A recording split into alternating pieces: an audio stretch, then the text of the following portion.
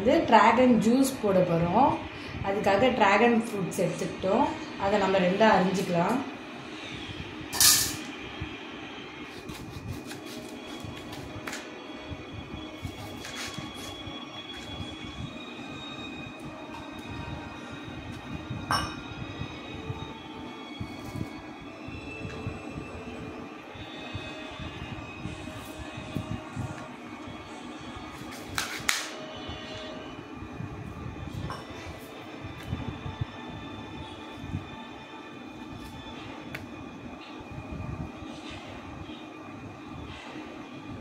இப்போ வந்து சின்ன சின்னதாக நம்ம அரிஞ்சிக்கிறோம் மிக்சியில் போடுறதுக்காக.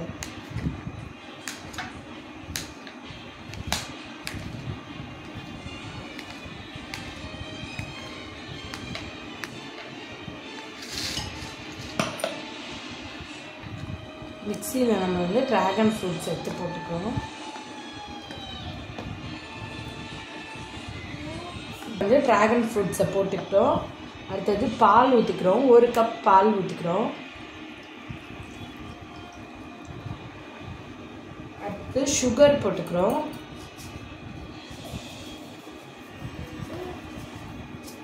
இப்போ வந்து நம்ம அரைக்க போகிறோம். டிராகன் ஃப்ரூட்ஸை கிளாஸில் ஊற்றிக்கலாம்.